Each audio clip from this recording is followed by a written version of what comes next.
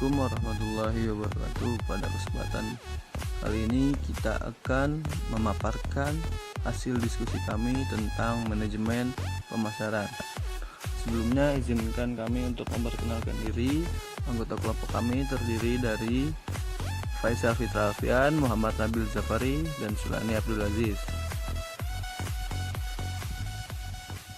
Manajemen pemasaran memegang peranan penting agar perusahaan dapat menjual produk dengan harga yang menguntungkan pada tingkat kuantitas yang diharapkan. Ini adalah kelima aspek yang akan kita paparkan. Yang pertama, terkait dengan definisi unsur-unsur dari strategi pemasaran, analisa 3C, STP, dan marketing mix. Kita masuk ke definisi. Menurut Kotler and Armstrong, pemasaran adalah sebuah proses manajerial yang dimana orang-orang yang berada di dalamnya memperoleh apa yang mereka inginkan atau mereka butuhkan melalui penciptaan dan pertukaran produk-produk yang ditawarkan dan nilai produk kepada orang lain. Selanjutnya, menurut William J., pemasaran yakni adalah sistem secara keseluruhan dari kegiatan-kegiatan bisnis atau usaha, yakni ditujukan untuk merencanakan, menentukan harga barang atau jasa yang sesuai, mempromosikan barang dan jasa, dan mendistribusikannya untuk memuaskan konsumen.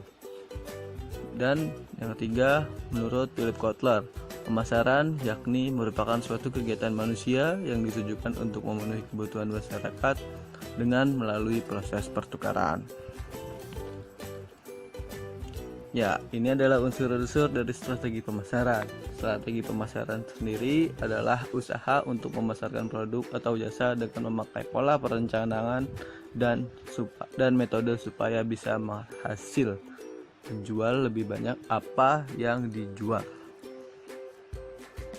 Ya, unsur-unsurnya terdiri dari segmen dan ukuran pasar, karakteristik pasar, pesaing, manajemen membangun jurusan, strategi pasar, kepuasan pasar, dan saluran distribusi.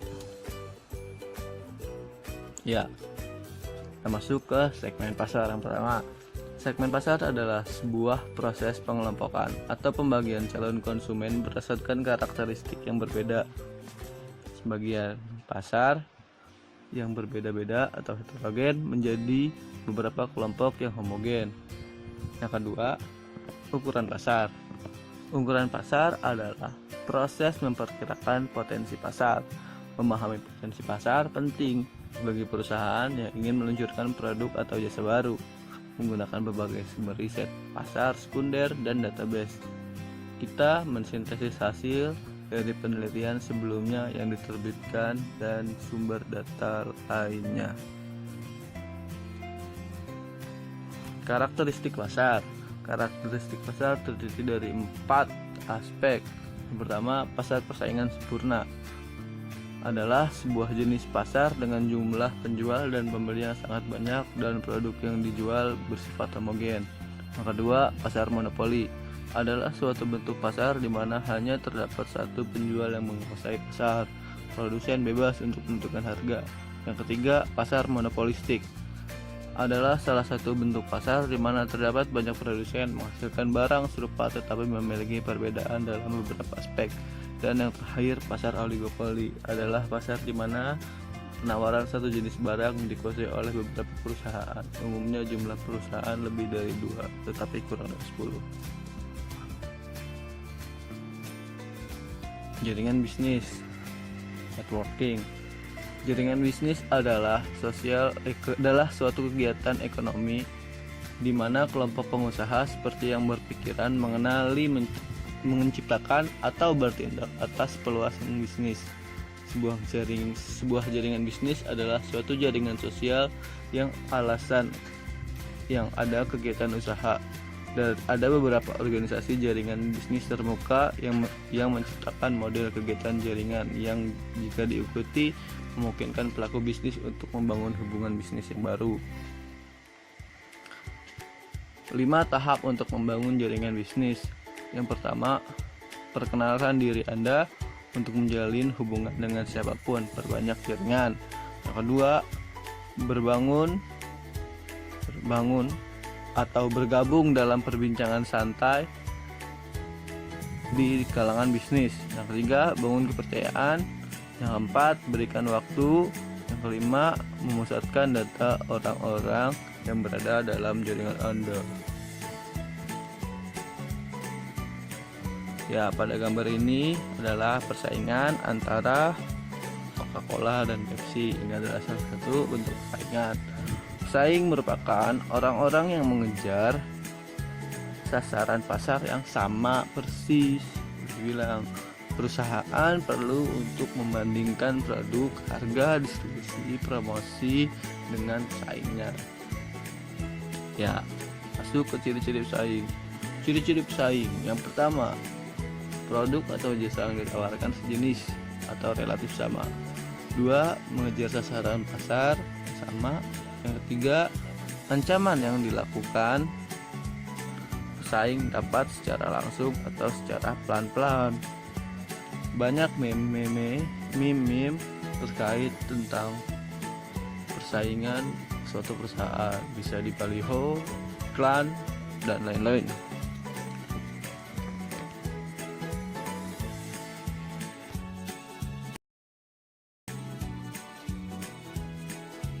Selanjutnya yaitu strategi pasar.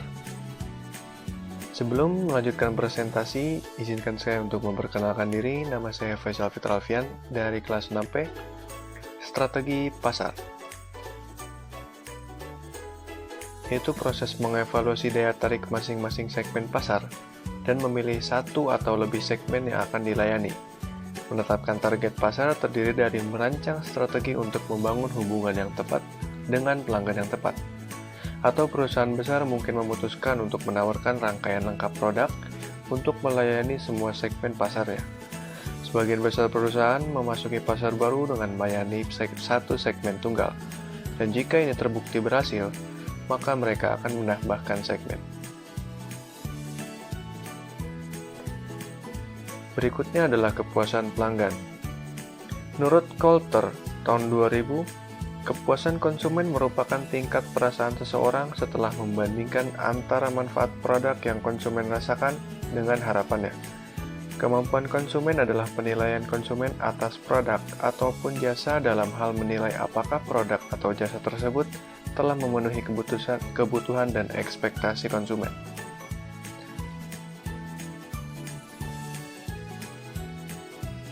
Menurut Wood 2009, manfaat-manfaat spesifik kepuasan pelanggan bagi perusahaan mencakup: pertama, dampak positif pada loyalitas pelanggan.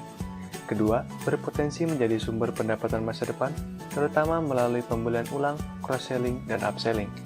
Ketiga, menekan biaya transaksi pelanggan di masa depan, terutama biaya-biaya komunikasi, penjualan, dan layanan pelanggan. Ketiga, menekan volatilitas dan resiko berkenaan dengan prediksi aliran kas masa depan. Keempat, meningkatkan toleransi harga, terutama kesediaan untuk membayar harga premium dan pelanggan tidak mudah tergoda untuk beralih pemasok. Berikutnya rekomendasi getok tular positif.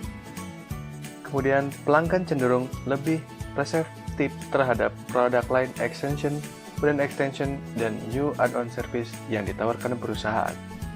Berikutnya meningkatnya bargaining power relatif perusahaan terhadap jejaring pemasok, mitra bisnis, dan saluran distribusi. Yang terakhir, atribut pembentuk kepuasan pelanggan. Saluran distribusi.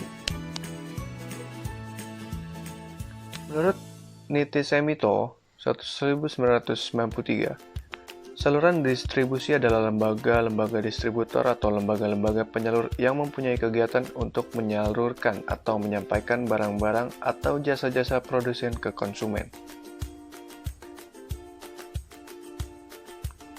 Fungsi saluran distribusi menurut Coulter 1997 adalah information, yaitu mengumpulkan informasi penting tentang konsumen dan pesaing untuk merencanakan dan membantu pertukaran. Kedua, promotion, yaitu pengembangan dan penyebaran komunikasi persuasif tentang produk yang ditawarkan. Negotiation, yaitu mencoba untuk menyepakati harga dan syarat-syarat lain, sehingga memungkinkan perpindahan hak kepemilikan.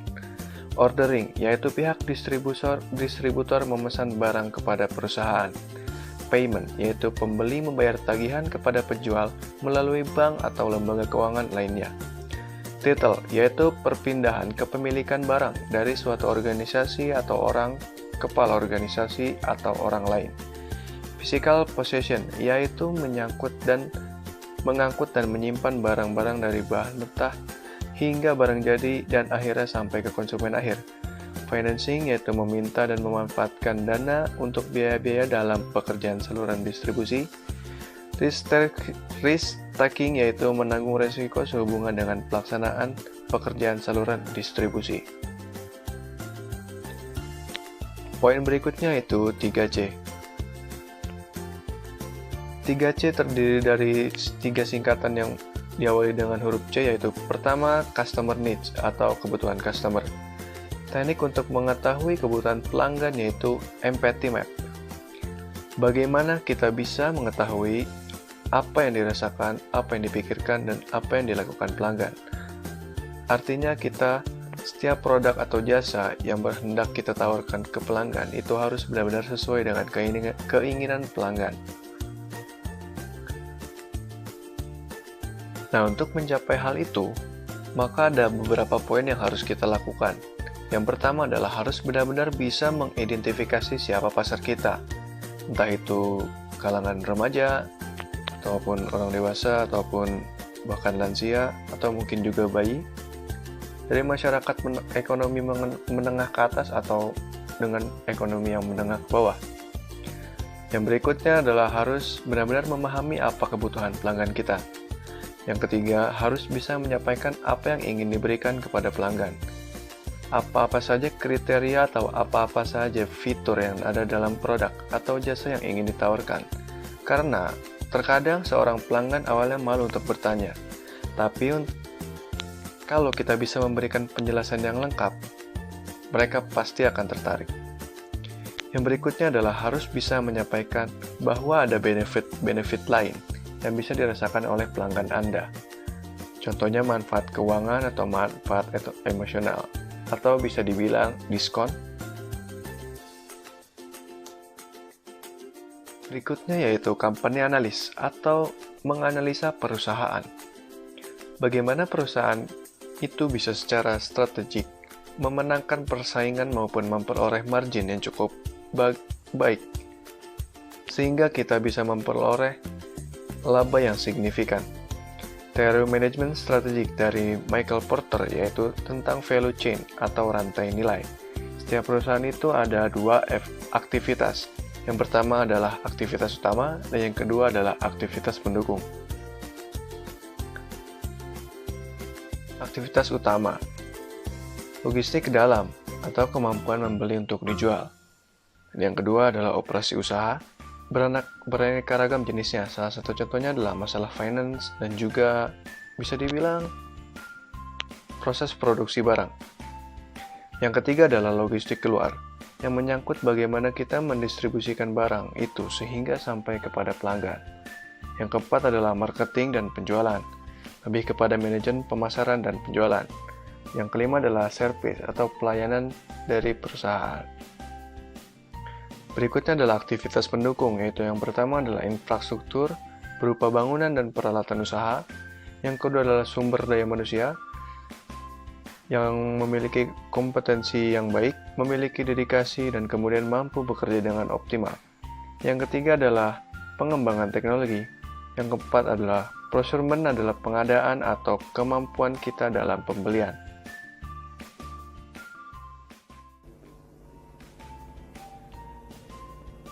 Kompetitor analisis, menganalisa pesaing. Michael Porter mengatakan ada 5 hal yang harus kita perhatikan, di mana teori dari Porter ini disebut dengan 5 Forces of Porter. Yang pertama adalah pendatang baru. Yang kedua, barang substitusi atau pengganti. Yang ketiga, pemasok. Yang keempat, pembeli atau konsumen. Yang kelima, persaingan industri. Kita harus punya keunggulan. Keunggulan ini harus bisa kita kalkulasi dengan baik. Keunggulan ini bisa dari perusahaan kita terhadap pesaing, bisa juga keunggulan produk kita dari produk pesaing, memiliki sumber daya yang unik yang tidak dapat dimiliki oleh pesaing, yaitu seperti lokasi usaha, sumber daya manusia yang handal yang tidak dimiliki pesaing. Analisa STP. STP adalah singkatan dari Segmentation, Targeting, and Positioning. Dalam rangkaian proses marketing, STP ini ada di tahap awal yang paling penting, yakni mengidentifikasikan customer value. STP ada di level strategis karena menentukan bagaimana kita menggarap pasar.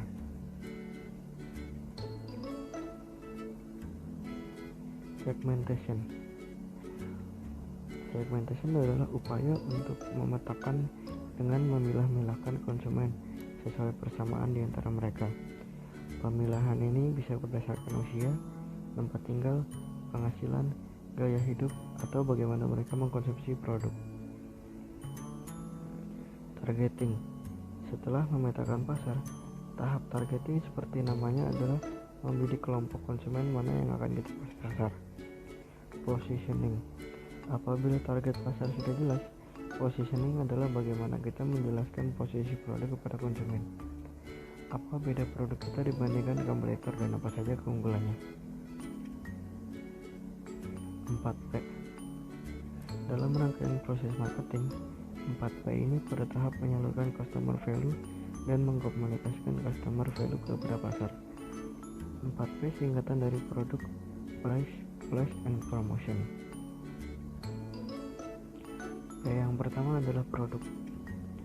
Upaya untuk masuk ke pasar, kita harus memiliki produk yang sesuai dengan target pasarnya dan bisa menentukan produk apa yang menjadi andalannya dan bagaimana cara mengembangkan produk andalannya tersebut.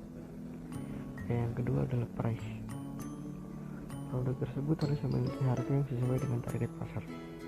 Dalam beberapa pemasaran, harga merupakan salah satu faktor penting yang mempengaruhi pemasaran suatu produk. Tinggi rendahnya harga selalu menjadi perhatian utama para konsumen saat mereka mencari suatu produk, sehingga harga yang ditawarkan menjadi bahan pertimbangan khusus sebelum mereka memutuskan untuk membeli barang maupun menggunakan suatu jasa. P yang ketiga adalah place. Lokasi atau tempat yang kita masuki juga untuk menentukan keberhasilan menggarap pasar. Pemilihan lokasi usaha yang strategis menjadi salah satu faktor yang mempengaruhi kesuksesan pemasaran dari sebuah usaha. Untuk itu, sebelum memulai sebuah usaha, pilih terlebih dahulu tempat usaha yang paling tepat untuk pemasaran usaha Anda. Lakukan riset dengan bandingkan beberapa pilihan tempat sebelum akhirnya Anda menentukan lokasi yang paling strategis bagi usaha Anda. P yang terakhir yaitu promotion. Mengkomunikasikan produk kepada target pasar. Promosi sering digunakan sebagai salah satu cara untuk meningkatkan permintaan atau penjualan barang dan jasa yang ditawarkan, sehingga dapat meningkatkan laba yang diperoleh. Selain itu, kegiatan promosi juga memberikan kemudahan dalam merencanakan strategi pemasaran. Selanjutnya, karena biasanya kegiatan promosi dijadikan sebagai cara berkomunikasi langsung dengan calon konsumen, sehingga kita dapat memperoleh informasi akurat dari para konsumen mengenai respon produk yang kita tawarkan.